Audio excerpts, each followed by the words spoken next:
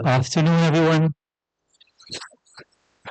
Good afternoon, everyone. May I please ask those sitting at the back to come to the front? I know we have some backbenchers.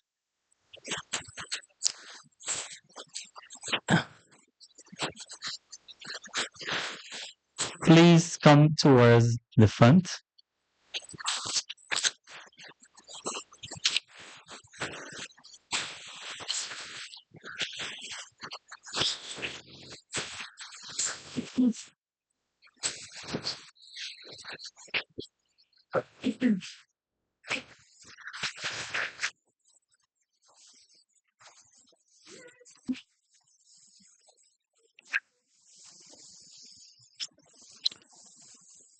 Good afternoon, everyone, again. And welcome to the launch of the book Community Radio in South Asia, Mapping the Alternative Mediascape in Nepal, India, and Bangladesh. This path-breaking work, of course, was authored by Dr. Taijrani Rampersaud-Skorka. I hope I got the name correct. And published by Springer. My name is Jainarine DeonauthDirector, and I'm the director for the Department of Events, Conferences, and Communication at UG. Before I go forward into the program, please allow me to recognize our distinguished Vice-Chancellor, Professor Paloma Mohamed Martin, our Chief Librarian, Ms. Deborah Lowe, Dr. Seeta Shah Roath, Lecturer in the Center for Communication Studies, our Director of Confucius Institute, our Manager of UG Press, Ms. Karina Leslie, is at the back, Dr. Bissessar, Director for CoETAL, library staff, DECC staff, and so many colleagues at UG, and of course, the author and her lovely family. Please give them a loud round of applause. Her mom, her dad, and her beautiful daughter somewhere in the audience, running, and husband at the back. Welcome to Guyana again. I hope that you enjoy your stay with us. And to our online audience, we're coming to you live, of course, from the Education Lecture Theatre at the Turkan campus, Georgetown, Guyana. Students, welcome again. First of all, please allow me to congratulate Tej on this beautiful piece of work. Quite a lot of effort put into this. I could recall when I joined DECC at first, you were one of the first persons to sort of give me a whirlwind orientation to DECC and the university. And I recall how excited you were about finishing that project. And I'm very super proud of you. The fact that you were able to take that further and to get the book to the stage that today we can launch it, to have a soft launch. So thank you very much, Tej. And of course, for choosing UG from the time the Vice Chancellor indicated to us that you are ready to launch. We are ready to support you fully because we are aware, we are fully cognizant of your commitment and your role at University of Guyana. Of course, you're a former student and you're also a lecturer at the Center for Communication Studies. Community radio is an extremely important part of the whole media sector. Whether we talk about how community radio is developed, how its funding models, the legal and regulatory framework as to how they're set up, or how they should be set up, and other challenges they face, or generally their contribution to the social and democratic change in communities. They all form part of the wider discussion on media development. And we're indeed happy again that one of our own colleagues has chosen to explore, to delve into this very important topic. And of course, you will hear more from her later on into the program. Ladies and gentlemen, you will hear more about the book from the other speakers on the program, and you will also hear from the author herself. We'll also have a segment where you'll get to ask questions. You'll get to interact with Tej on the work that she has done. So please, let's put our hands together and invite our lovely Vice Chancellor to make remarks as we go into the program. Thank you.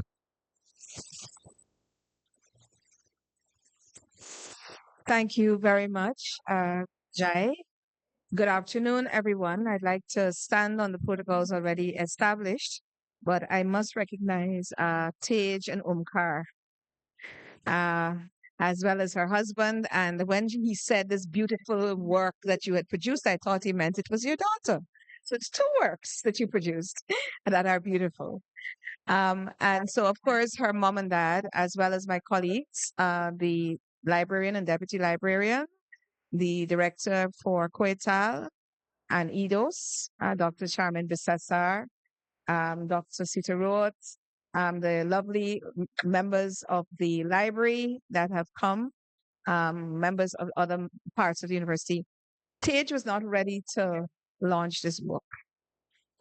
Tage just sent me the book and said, I'd like to come and see you because, I have to tell you about how I know Tage and why I think that Tage and the students who were the first cohort of students that I came back to Guyana to teach are probably responsible for my being here today, but I'll tell you that story in a minute. So she was just coming to say hi because she'd been here for a little bit visiting her parents with her husband and baby, and said, but by the way, the book is finished. And I was like, the book is finished? We're having a launch. So in 2 or 3 days, because she's traveling tomorrow, we put together this launch. And therefore, I'd like to, first of all, thank everyone who worked on this. So Joelle Valentine from my office, Kion, Christine, the custodial staff, of course, Jai and Dec, and of course, Dr. Roth, who always is such a wonderful yes woman, can do woman, right? I was like, you're in the country. You told me you were coming. Are you here yet? I have a job for you. And that is to, as an expert herself in communications, a lecturer, a writer, but also someone who understands Asia in a very different way. I thought that she would be a good discussant for the book and what it represents. Now, everyone in the world, young people, many of them, in our part of the world at least, when you talk to them about media, and if you say, do you know what, I have this cassette tape, they look at you like, cassette tape? This is like a prehistoric instrument. And you have to visit a museum to see this. And then, of course, if you talk to them about radio, of course, they know about podcasts and so on, but this is via the internet, not via, like real transmitters, old time radio, and so on. They believe that the world has moved on from these technologies. And many people forget that more than half of the world's population have absolutely no access to any form of internet or anything like that. And so their reliance on radio is so powerful and so important. And while those of us who have these new technologies available to us are thankful, I'm really delighted to see that a book has come out on how important this older technology, but still very relevant technology is to people in other parts of the world. Of course, Tage, as I indicated, is special to me. Tage, Omkar, Denise Hopkinson, Nelsonia Prasad Budram, many of those young women who are in the Center for Communication Studies now are the reason why I would have come back to Guyana in the first place after I finished my PhD, because they needed to be taught and to be brought to completion with their degrees. And here I am, having thought that I would just come and teach them for a semester or two. Here I am, 15, 16 years later. And so this group of people, these students, have a very special place in my heart. This is the group of students who were taught under a tree for several weeks because the Center for Communication Studies was in such a terrible physical shape when I would have returned here that you couldn't teach inside of it. It was infested with all kinds of things. I will not go in there. And I said to them, you can learn and teach anywhere. And so for me, when I think of them, I think of this growth from outside, sitting down on the catwalk, teaching them under this tree that's still outside there, outside the CCS, well, the old CCS, to where I am now and where they are now. So I'm very, very, very, very personally proud and really gratified to see all my babies being big, well-educated people. Now, that journey was a journey that, her journey is a journey that involves quite a number of others because she, of course, went off on a scholarship to India. So we want to thank the Indian government and Indian High Commission who are online. Yes, because I did remember to send them. Some of them are online. And for the opportunity that she got to go from the university to for her master's and then to go on again and spend a long time in India. And every time she would come back, I would say, Tej, are you gonna get married to anybody? And she's like, no. And then finally, we got this wedding invitation. And that was wonderful because I'm saying to her all the time, you have to have a balanced life if that's what you want, if you consider that to be balanced. So it's marvelous to see this.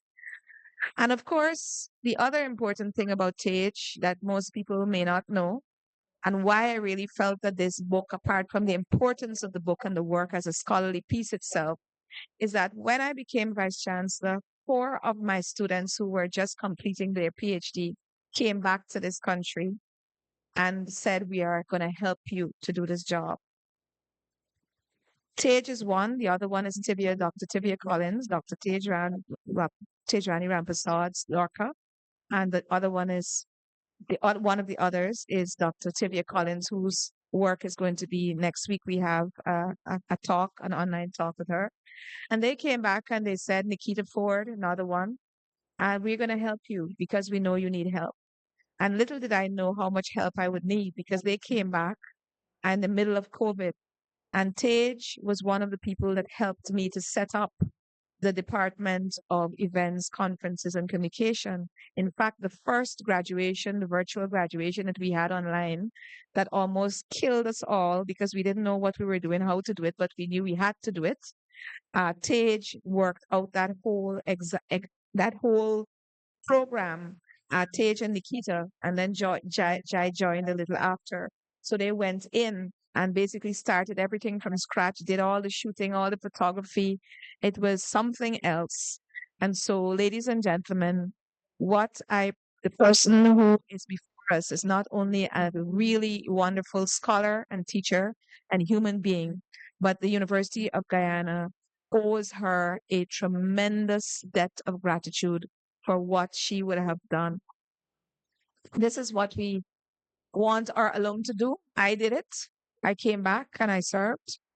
Everybody doesn't have to do it in the same way, but she did that. She came back.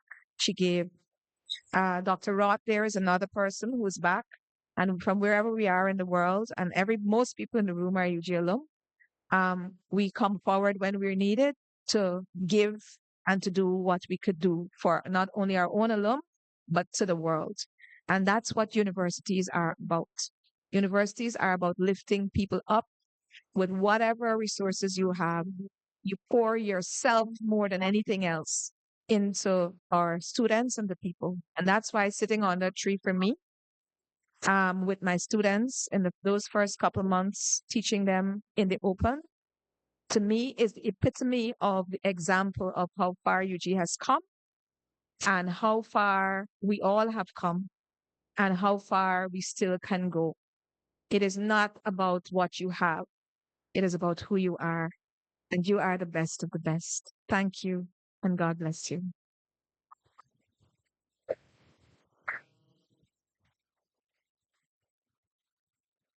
Thank you, Vice Chancellor. I'm glad that VC provided that context. So for those of you who have not met Stage before, you were provided quite a bit of background as to the quality of person, of scholar that we have in front of us in a few minutes that will be speaking to us. And you'll get to understand her work. As VC pointed out, I came into DECC. I met Sage and Nikita and some others, and I've seen firsthand her work. This is exceptional.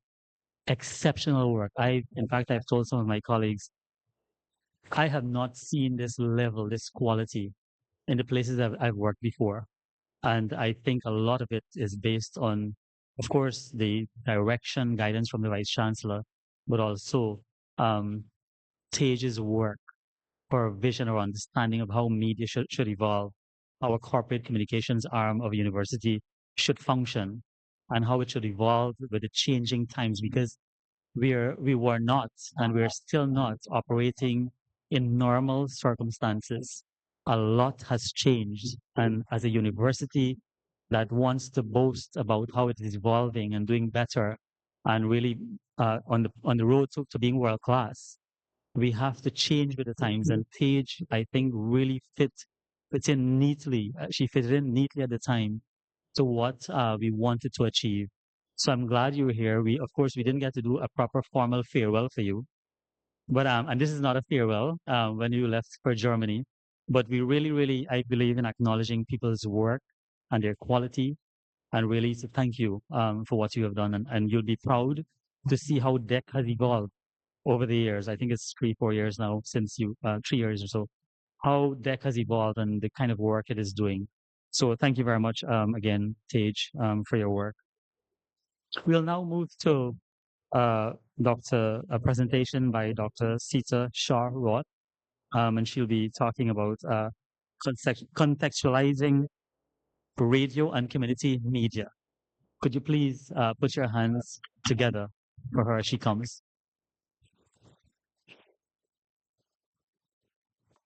Good afternoon. Good afternoon. All protocols observed. I wish I could give.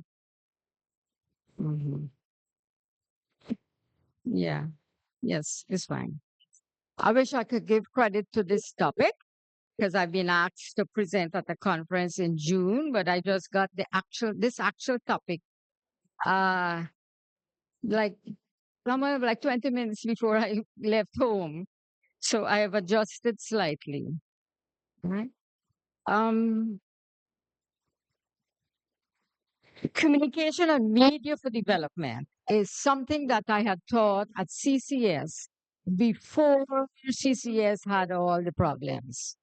The radio station, I should say radio studio, the old radio studio at CCS was what I helped to establish. That the intention was to make it a broadcasting station, a community broadcasting station for the University of Guyana's community, as well as the immediate environs of Turkine.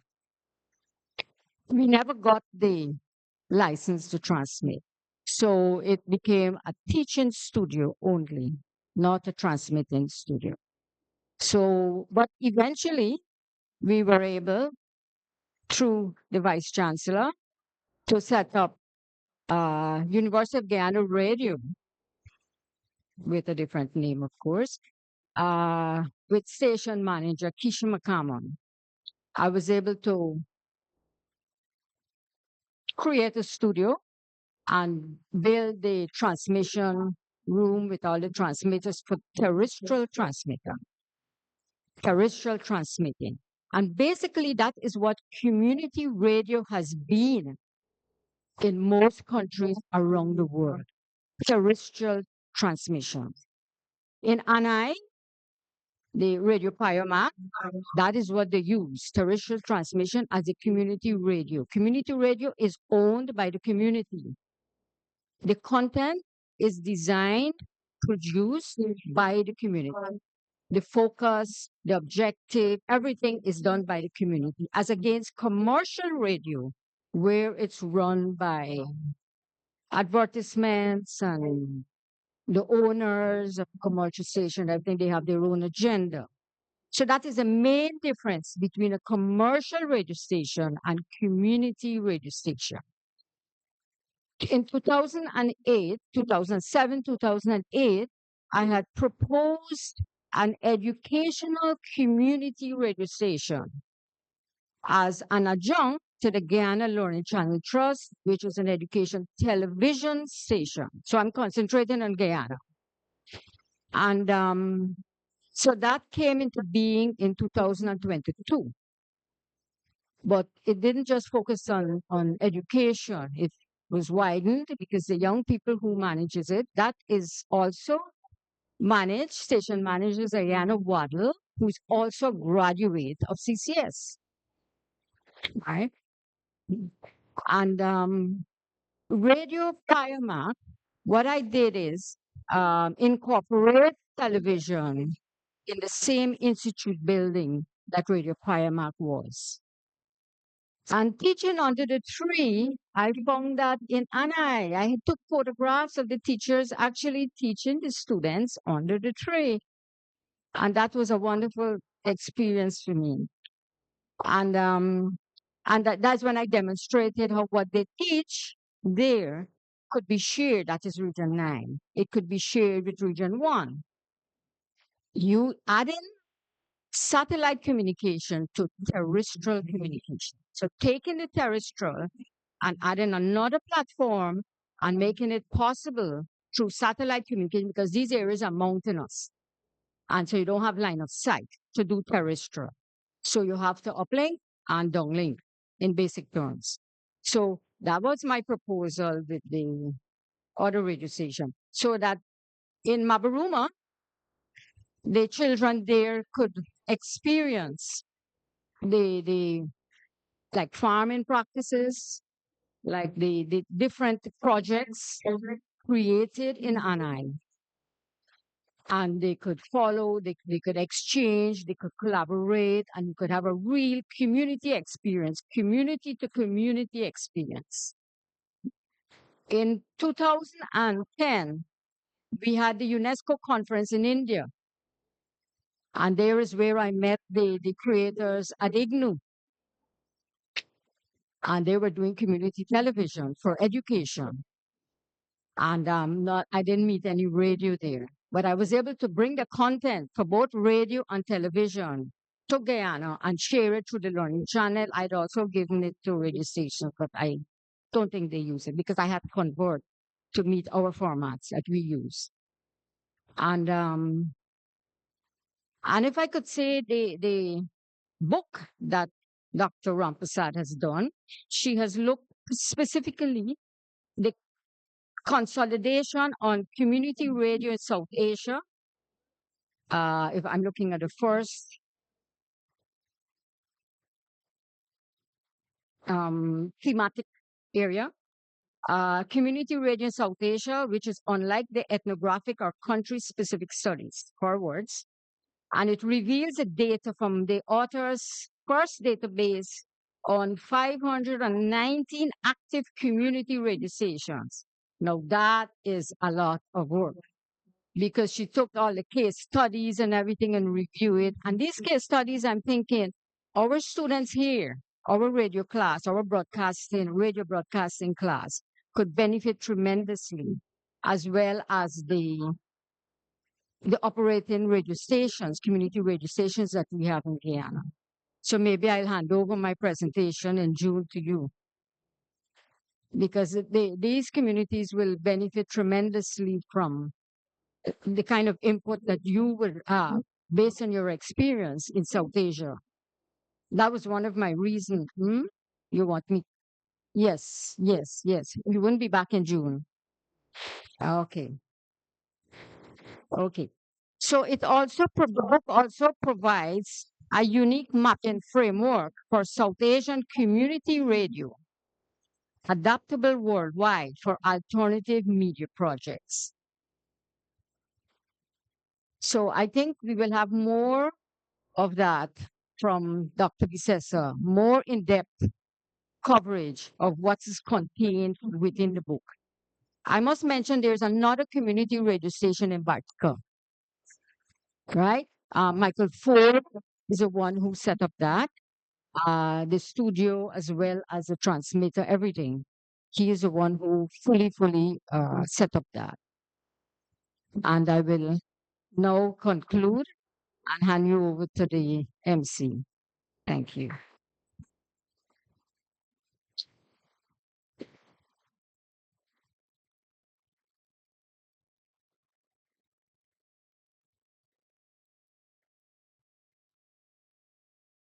Thank you very much, Dr. Roth.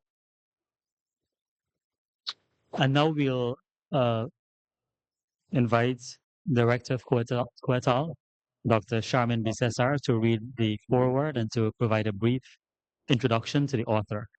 Please also note your questions, have your questions written down. Those, of course, who are joining online, you can have your questions sent via the Zoom chat, and we'll have those questions read and answered. Dr. Bissessar, thank you. Good evening, everyone. All protocols duly observed. I'm going to. I think she's going to put slide. Yeah.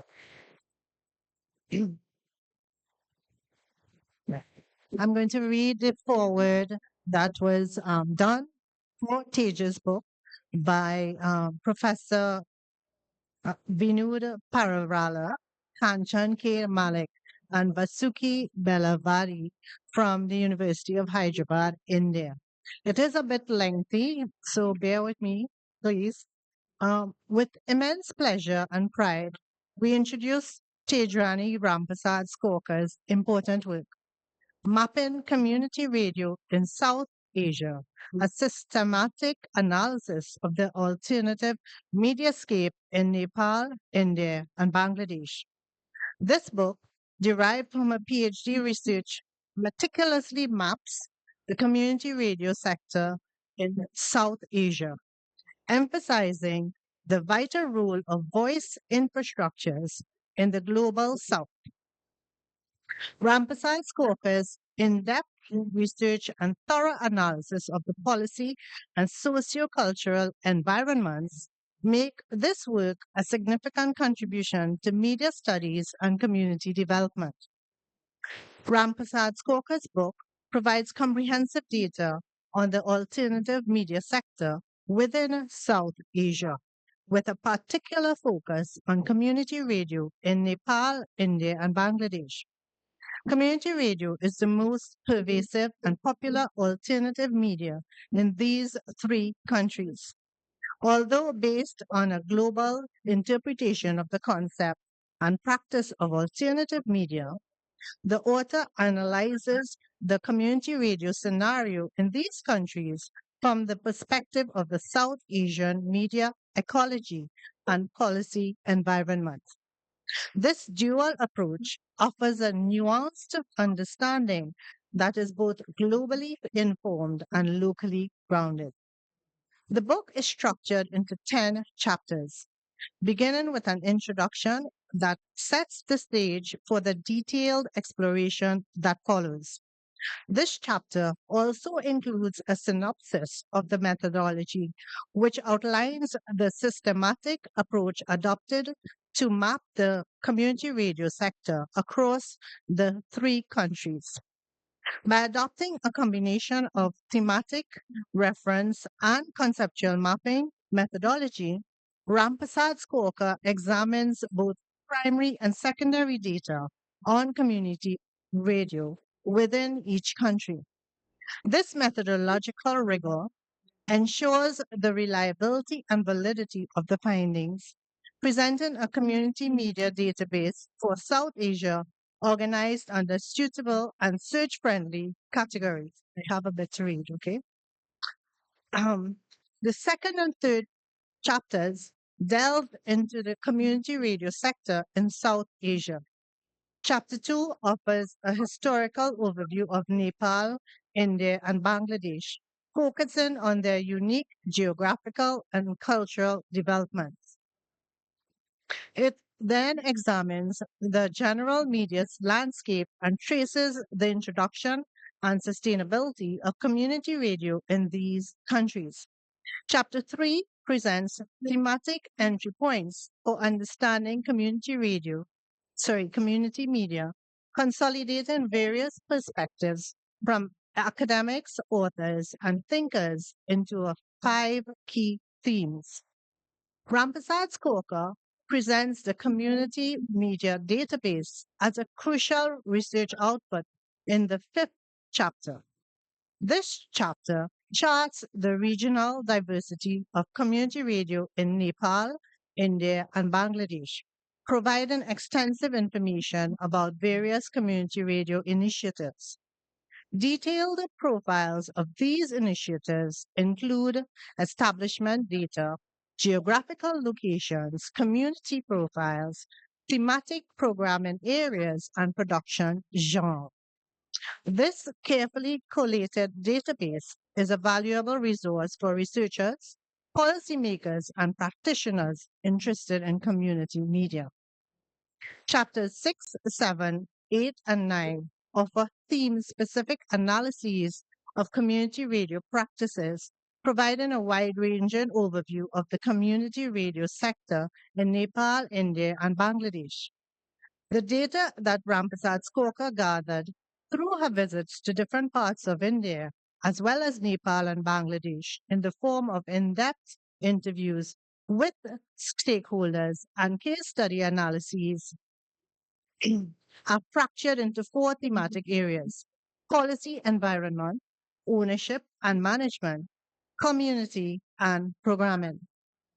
These thematic categories are linked to the core principles community radio stations adhere to in these countries, which could serve as the basis for starting community radio stations in other countries of the region. In Nepal, Rampersaud-Skorka explores the integration of community radio practices with mainstream systems by tracing their historical development, policy environment, and the unique challenges community radio initiatives face in the absence of clear policies. By focusing on the innovative approaches adopted by community radio stations to engage and empower local communities, the research shows that community radio has become a crucial part of the media sphere in Nepal.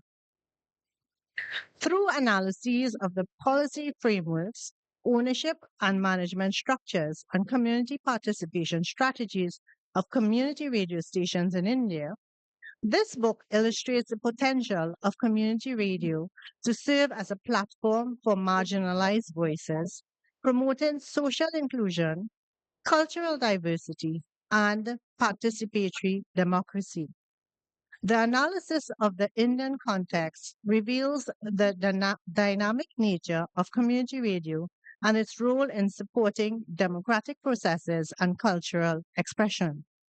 In Bangladesh, the focus is on nurturing youth voices for development through community radio. Rampersaud-Skorka's analysis of the Bangladesh community radio sector unwraps the engagement of the youth in their endeavor to promote education, health, and social awareness among younger generations. Through a focus on the policy and regulatory environment, the importance of supportive frameworks for the sustainability of community radio is emphasized. The community radio stations in Bangladesh showcase youthful energy as an enabling factor to drive social change and development. The concluding chapter synthesizes insights from the theme specific chapters and ties them together to present a coherent picture of the community radio sectors in South Asia. Rampersaud-Skorka identifies key principles guiding the operation of community radio stations and discusses challenges and sustainability techniques relevant to the region. This chapter offers a reflective summary of the contributions of community radio to community empowerment and development, making a compelling case for the continued support and expansion of community radio initiatives. The theoretical framework of this study is grounded in participatory communication and development, and the concepts of community, the public sphere, and civil society. These frameworks highlight the role of community radio as an alternative media and citizens media, featuring the broader implications of Rampersaud-Skorka's book for the practice of community media.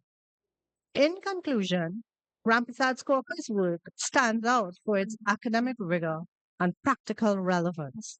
As an international scholar from outside the region, she demonstrates remarkable adaptability and cultural sensitivity, to successfully navigate the diverse socio-political environments of South Asia. We consider this book to be a validation of our dedication and passion for community media and a noteworthy addition to the literature on community radio and media studies in Nepal, India, and Bangladesh. We are confident that this book will be a substantial resource for years to come for scholars, practitioners, policymakers, and anyone interested in the power of media to drive social change in the global South.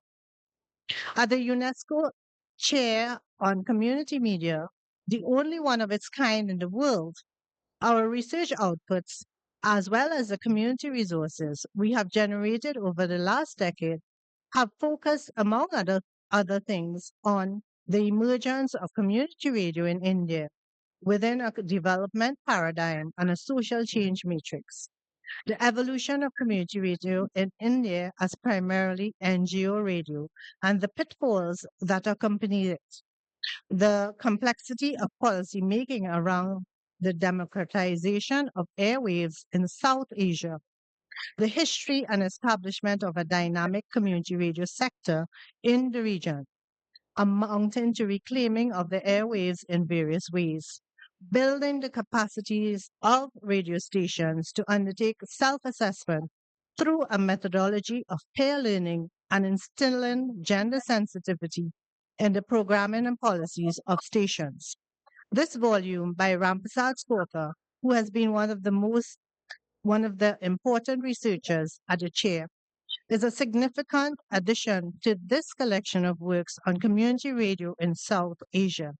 It brings in a valuable mapping methodology to offer a set of analytical anchors within which to understand community radio in India, Bangladesh, and Nepal.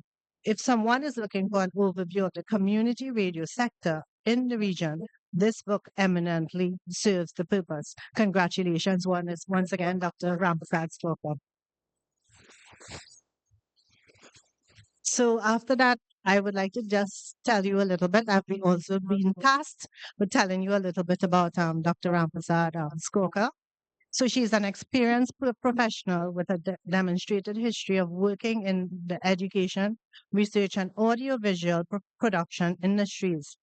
She is skilled in a variety of areas, both in the theoretical and practical aspects of media and communication studies, with a strong focus on behavior and social change communication.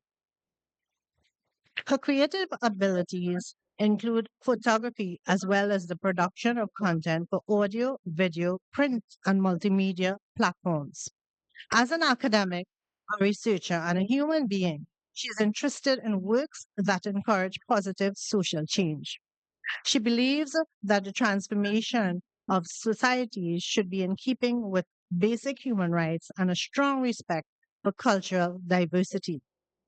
One of her guiding philosophies is to live like it's heaven on earth. And as such, she identifies as a citizen of the world. In her free time, she enjoys traveling, reading, playing cricket, and assorted card games and board games, listening to music, and enjoying tasty cuisines. In May 2020, she was awarded the Doctor of Philosophy in Communication from the University of Hyderabad, India, with a thesis titled Mapping Community Radio in South Asia, a Systematic Analysis of the Alternative Mediascape in Nepal, India, and Bangladesh.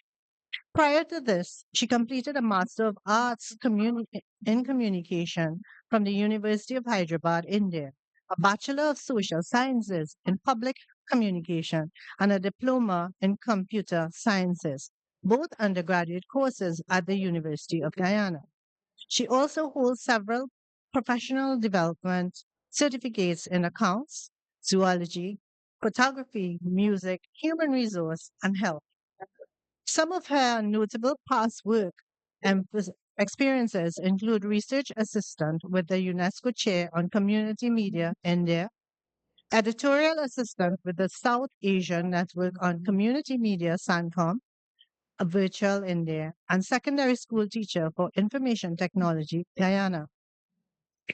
At the University of Guyana, she held the portfolio of Acting Director Broadcasting for the Department of Events, Conferences, and Communication.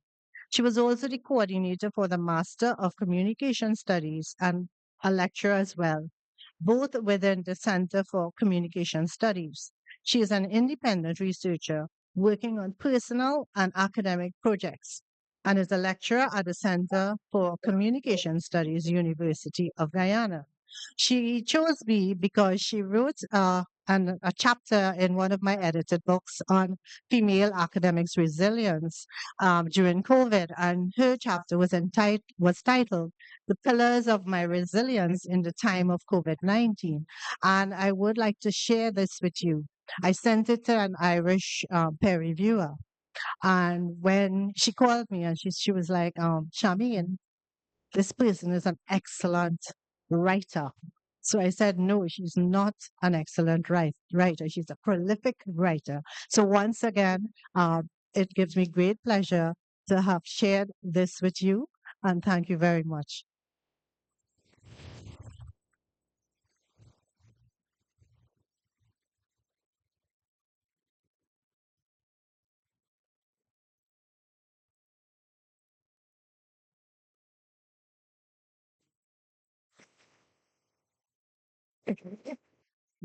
Thank you.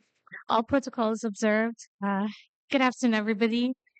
Whew, that was quite an introduction from all of these wonderful professors and doctors, all who are very strong mentors in my life. And I'm happy to have you here to say all these wonderful things about this mountain that I climbed. Um, I'm not too sure. I did not want to do a PowerPoint presentation because that's my forte. I'll get lost in the layout and the design and the photography, and you'll probably enjoy it without knowing what the book is about. So I decided not to do that and just to have the wonderful cover up there for you to see. Um, as you would have heard before from many people today, this book is a result of my doctoral thesis at the University of Hyderabad. I was fortunate enough to have an internship as a researcher in residence at Springer Nature Verlag GmbH in Heidelberg, Germany, for 3 months in 2023. And that's where I met Dr. Prashant, who's the executive editor of the business section of the books there. And he renewed my enthusiasm to get this book done. Why? Because he said, you know what, Tej, just get it done. You're here, you know some people, let's see what we can get done here. And I said, okay, I will do it. And trying to write a book with a toddler and supervising her all day. Right now, she's outside probably chasing a chicken hawk or something. I hope we don't see her flying by the window holding on to it. Trying to do all of this in a foreign country, it's not easy at all. So I am very, very happy that it's finally finished. My colleagues, I still see as colleagues in DECC, they sent me some questions for a press release and they said, how do you feel? And I said, you know what, I feel good about this, but I also feel exhausted. And yeah. So having said that, I will give you a little bit more information about the contents of the book. And for those of you interested, afterwards, and we can also have a chat too.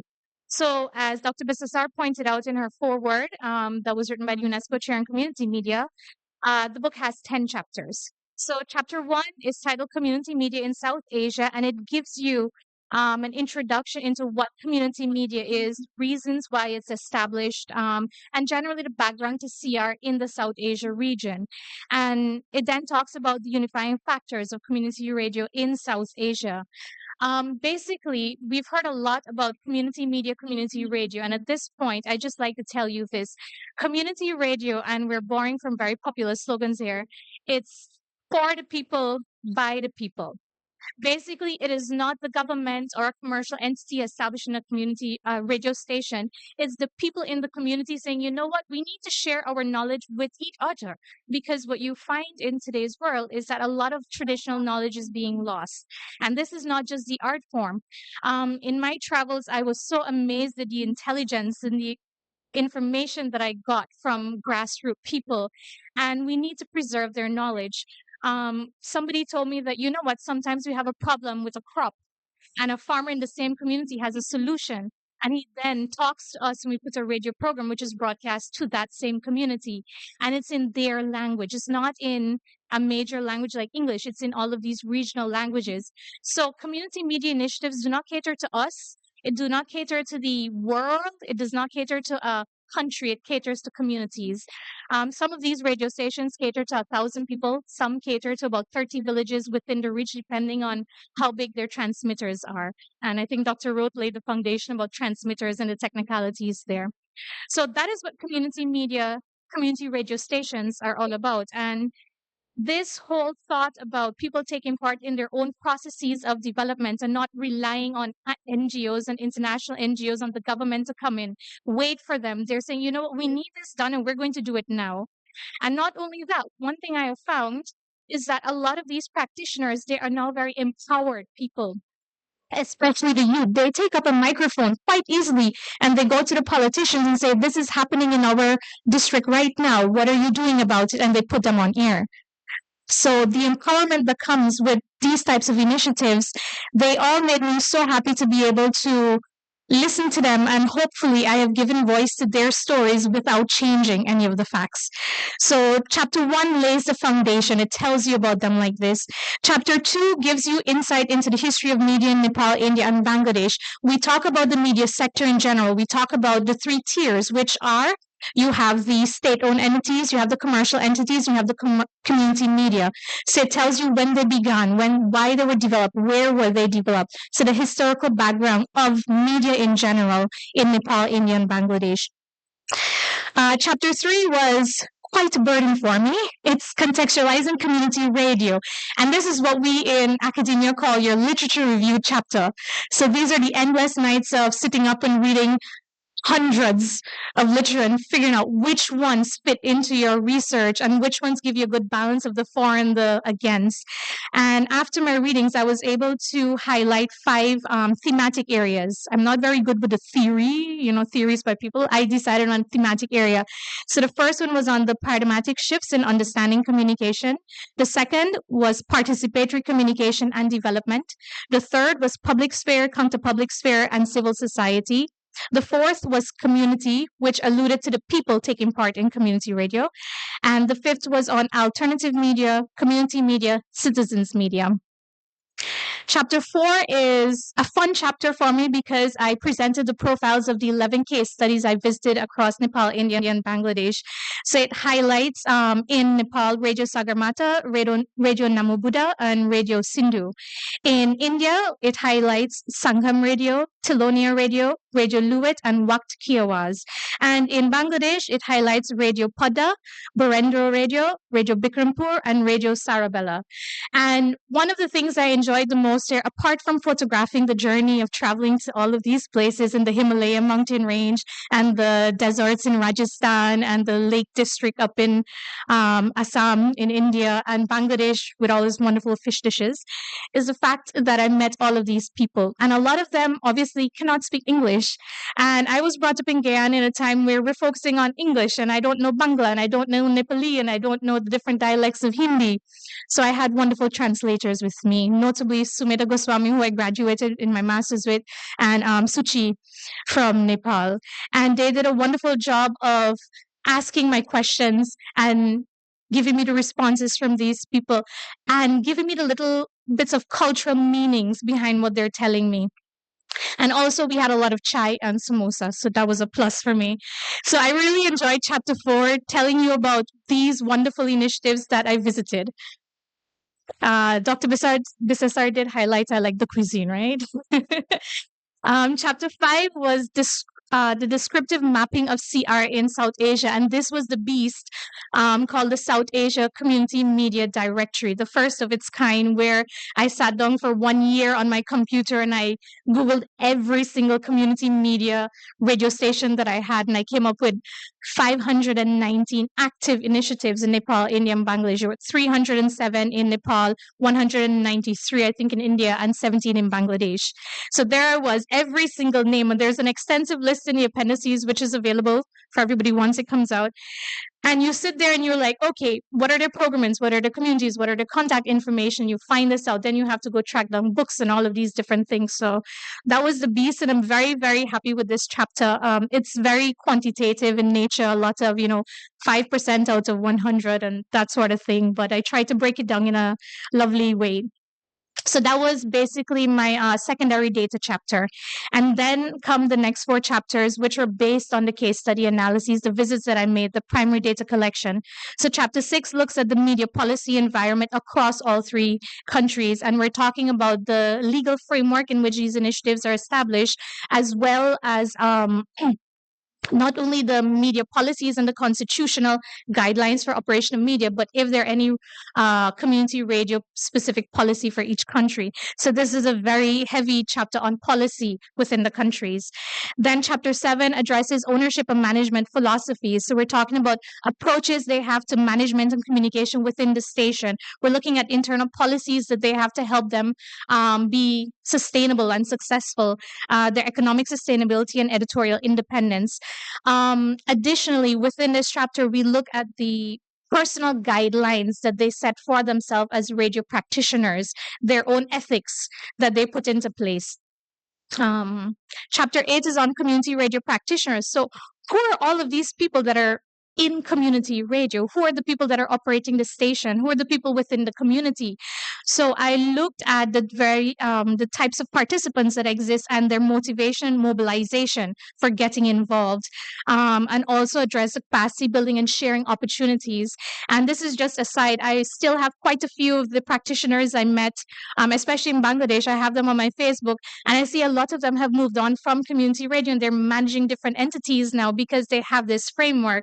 A lot of them have finished their university studies, and it just makes me so happy. So while a lot of the practitioners are grassroots women, a traditionally marginalized group in developing societies, and children, we see that they're building blocks because they learned about radio, they know how to produce, and they want to develop this skill, and they move on. And that's okay, because community radio is not about keeping people there. It's about the circle. You share your knowledge, you move on, and the next group comes up.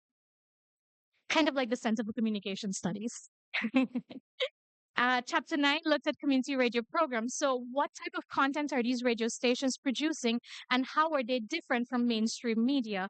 So it was a detailed analysis on the thematic areas they're using. And for example, we have a lot of radio stations that are about talk and music.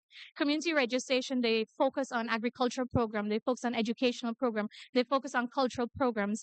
For example, Sangam Radio, and I will say I'm a bit biased towards Sangam Radio because it's where I studied, not too far from there. They talk about going out and recording their traditional songs in the traditional language and how people enjoy things like this. So culture is a very big part of it. Then we look at the production genres, and this is where we come into some radio technicalities. They're doing interviews, they're doing talk shows, they're doing music program. But apart from that, they're doing things like radio drama. So this is how they share the knowledge. Then how they select the content and produce the content. How are they informed? What should we produce next week or the other week or the other month? So that was it on the 4 thematic chapters. And then I tried to bring it all nicely together in chapter 10, which is hi, baby, which is tracing regional multiplicity of the alternative mediascape in South Asia. So it now provides this chapter. We have brief summaries of Nepal, India, and Bangladesh. And then I tried to link it. And this is to one of my main doctoral advisors, Professor Kanchan K. Malik. She had a paper on the guiding principles for CR that she came up with through her research, which was surprisingly in community radio too, a decade before mine. And I now try to link this new knowledge that I have to this and add to it. So that's it, basically, the 10 chapters of this mountain that I've climbed. And I'm very happy I was able to finish my presentation, because I will admit, hearing some of the things said about me, it made me very emotional. And I'm very happy, even though I know the book is forthcoming, it's coming in April. We're jumping the gun a little bit. I'm very happy that I could do this at the University of Guyana, someplace that's like my second home to me. I keep coming back for some reason. So yes, that's it about the book. I think a lot has been said, and I will now happily take any questions from you wonderful people that took time to listen to me. Dr. Rampersaud-Skorka, a big round of applause, please. Thank you very much for your excellent presentation, Dr. Rampersaud-Skorka. So, ladies and gentlemen, you see why I said when I started speaking that she's excellent. You see that, right? Okay, so right. So again, those online joining via Zoom, please text your questions in, and of course, we'll start with questions from the in-person audience. But Dr. Rampersaud-Skorka, let me start the ball rolling. In the meantime, those here are getting their questions ready. So I know you would have traveled across South Asia. You would have been exposed to so many things regarding community radio. You have faced you would have interacted with these radio stations, the managers, and so on. And you have you would have had first-hand exposures as to some of the challenges they faced. For example, sustainability, their funding, and so on. In your view, I don't know how much of this you've explored in the book, but in your view, what is a good model, a sustainable development model for community radio?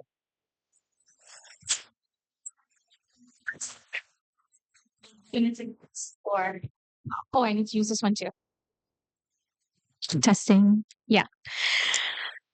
They're working on this. It's definitely underfunded because you're not using a lot of advertisements in the content. A lot of policies restrict this, and then because you're not broadcasting to a larger society, you're just within a community. They don't get a lot of funding. So what they have come up with is to look. Some of them are looking at donations from the community.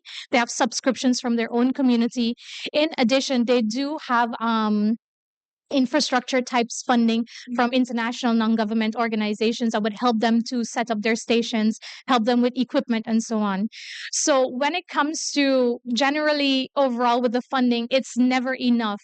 But one thing I found with them is that they make do with what they have. There's some changing policies now that allow a little bit more advertising, which allows a little more income for them. One of the biggest challenges with funding also is the fact that a lot of the content is in very specific languages, regional languages. So even if you invest in this station, you're saying we're investing in this community because they speak this language. So there's no definitive answer for that sustainability aspect, but they're always looking at other sources of funding. Oh, one thing I must mention is that in these countries, they do have these larger organizations. For example, in Bangladesh, they have the BNNRC, which tries to advocate for community radio and point funders in their direction. In Nepal, they have Akarab. And in India, they have their community media group, and the UNESCO chair is also based in India. So these are larger entities that help to bring awareness to community radio and media in the region. Thank you very much. We'll have questions from the audience now. Please indicate by raising your hand and you can identify yourself.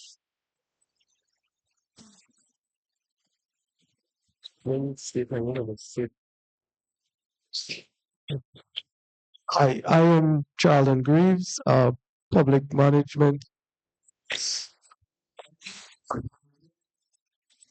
My question is, can we support commercial and the community radio together? Maybe the commercial radio does segments. Do you think that would be effective and as impactful?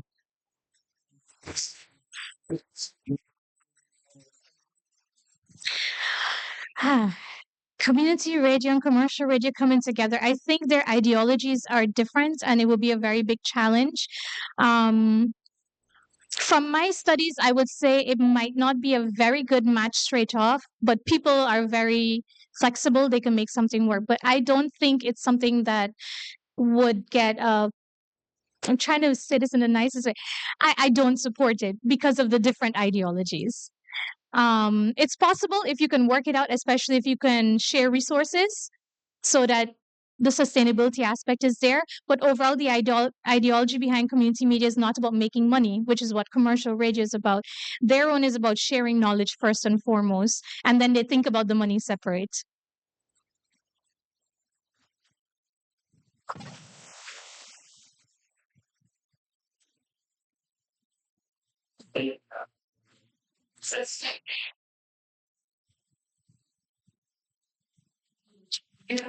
outside friends, how that's your being right. And then when they use now and all that modular, you think that you can study more. There's already an autoethnographic study out of it. We did a panel at ICA on autoethnography about it. One can never get rid of one's biases. Guyana has shaped me, the Caribbean has shaped me. I cannot get rid of these cultural things that are within me. And yes, it was very, very challenging for me at times because I'm from a culture where women are outspoken. We are not afraid to say it as it is. And then you go into some very traditional societies where women are not outspoken. For example, one of my interviewees, very, very knowledgeable woman, and she kept hiding her face with her dupatta, even though it was another woman there with her. And at times I had to keep telling myself that I cannot expect them to behave in a certain way. And this was at the outset. I remember that in the very beginning, when I was thinking about finalizing the project, I had a chat with Dr. Kanchan. And I said, you know what, it's going to be hard for me because I expect things a certain way. And I know they're not that way, but I need to find a way to reel myself in. And this is when we came up with the idea. I had a little notebook. And every time I found something that was troubling to me, something that was a cognitive dissonance of some sort, I would write it down in that notebook because I wanted to make sure I noted everything that could impact my research and the way I structured my questions. And then when I started creating my instruments, I printed these out and I kept them up there on my board above my laptop as I was doing the questions. And every time I thought I went over or I did something I look back, I'm like, these are the things that you do, Taj, don't do them. It's a different society. And then I restructured. And then obviously I had my doctoral review committee. They looked at everything for me, Professors Kanchan, Vasuki, and Sheila Prasad. They looked at everything for me and gave me their feedback. Oh, as well as Professor Vinod. And they would say, yes, maybe try structuring this in a different way because they knew the societies. And then when I finally went into the field, I did not do so alone, thankfully. I had so much support. I had my own community behind me. So I had the UNESCO chair on community media in India. They were there all along. I had the members of BNNRC, and I had the member of ACARAB and AMARC Asia Pacific helping me out. So the translators also were from these societies. So they knew also. I would sit down with them and say, these are the things about me that could impact. And they're like, okay, we got you. So yes, there are biases that were there. And I would like to think that I handled them well with all of these input from all of these other people that helped me along the way. So I think at the end, I'd just like to say that when you're doing research, yes, the book has Taijrani Rampersaud-Skorka on it, but when you look at the acknowledgements of this book, and if you track down my doctoral thesis, you'll see the names of everybody else there. It's a whole community behind me. So I hope I've represented their voice as well.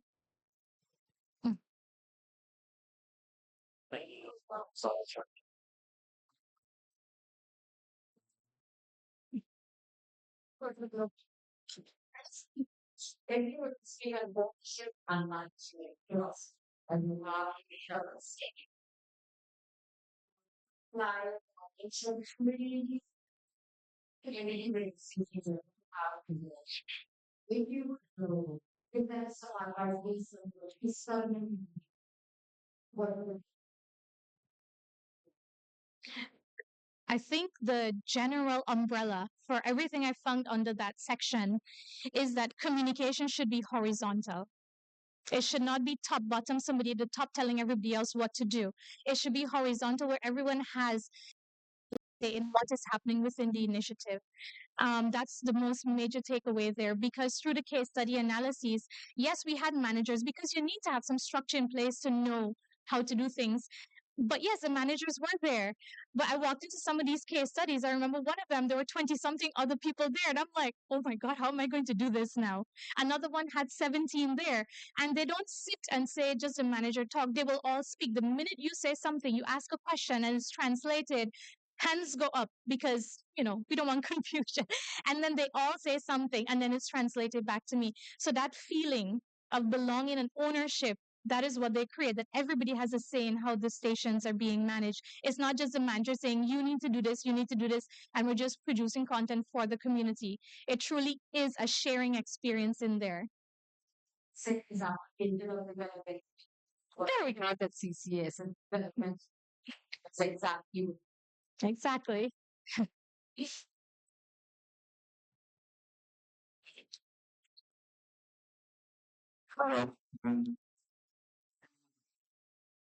It's so digging forward. My question is, when you spoke about that these radio stations produce, have you come across content that are used to promote preserve their arts and their culture?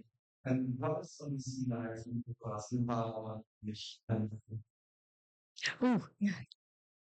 Yes, I did come across programs where they're preserving their cultural art forms. I mentioned Sangam Radio, for example, going out, they made it part of their agenda to record their traditional songs and keep it there. And a lot of the other radio stations are doing the same within their community. Some of them are doing it in the form of radio drama where they showcase what is happening within their communities and they're preserving things like this. So yes, a very big part of arts and culture is being preserved through the programming content in their own creative way. What is similar across Nepal, India, and Bangladesh? That's a tough one because they're all so beautifully different. The similarity I would point to would be the people and the kindness of the people there. Everyone was welcoming and helpful.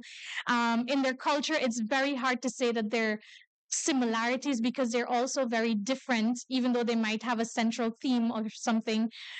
So that is a very, very difficult question for me to answer. India, I can say, you know what, in Hyderabad, we had the biryani food again. I'm sorry.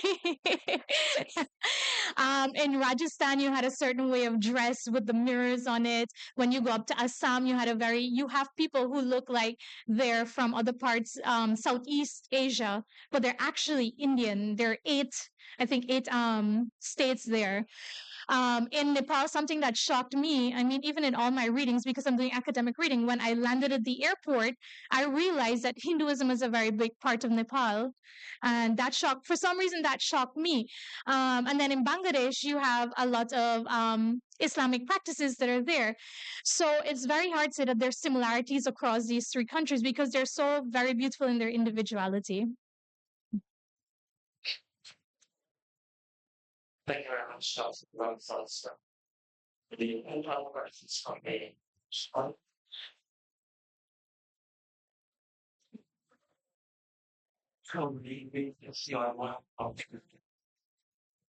And some more question about I know you spoke about being passionate about social change. And in your presentation you mentioned democracy.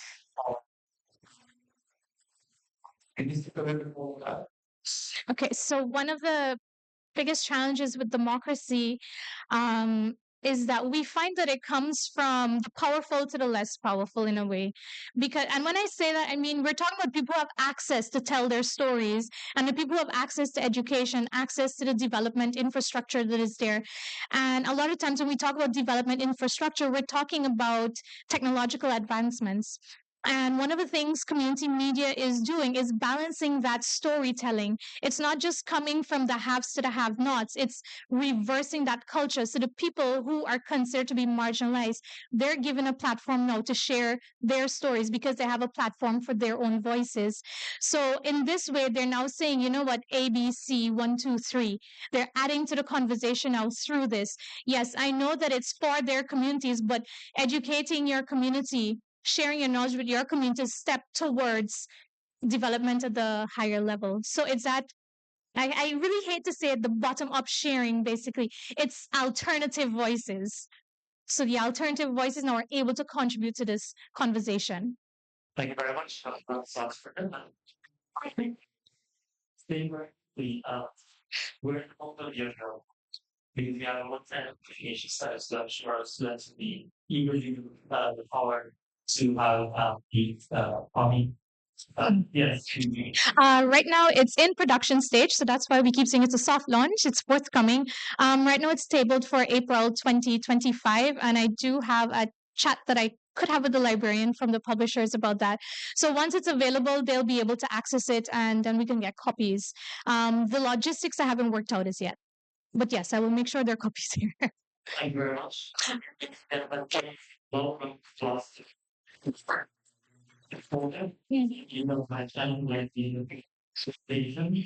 So before you leave. Okay, while this is happening, I just have one closing thing to say. I'll read something here very quickly. I took a peep past the physical facade, attempting to see the depths within. What monsters lay beyond the veil? It was a journey I was determined to begin. With trembling hands and a skipping heart, I slowly drew the fabrics apart.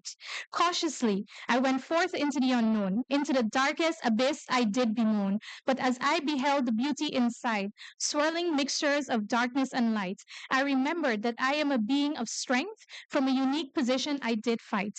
Today I am a free spirit, shackled by none. My imagined bonds are now undone. And even though this adventure is now complete, I did realize that I am not obsolete. So that's a poem, and I just have a closing for that.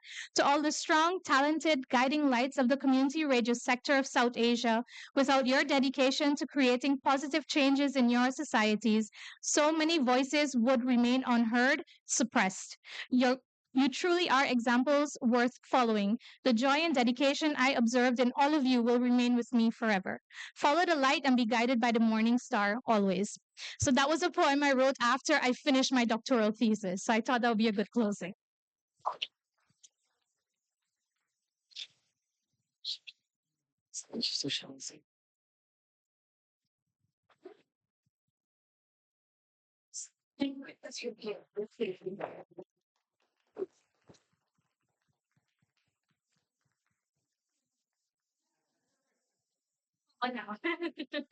I'm just going to mention that Tej taught me.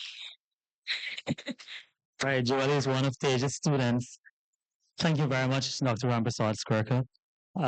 Ladies and gentlemen, we've come to the end of a very, very significant event, the launch of Tej's book here. Tej, we look forward for many good things from you in the future. I'm very confident that you will really make us. Is there? Yeah. Right. So thank you again very much, ladies and gentlemen. Thank you very much for spending this evening with us. I want to thank our online audience, Joelle from PACE office and other staff who have contributed to making this event a success. Thank you very much to the relatives of Tej who came and her husband, and all others who are here today. Please enjoy the rest of the evening, and thank you, VC and colleagues. And there are refreshments towards my right, so please get something. You can chit-chat further with the author before she leaves. Please feel free. So give yourselves a loud round of applause again before you leave. Thank you.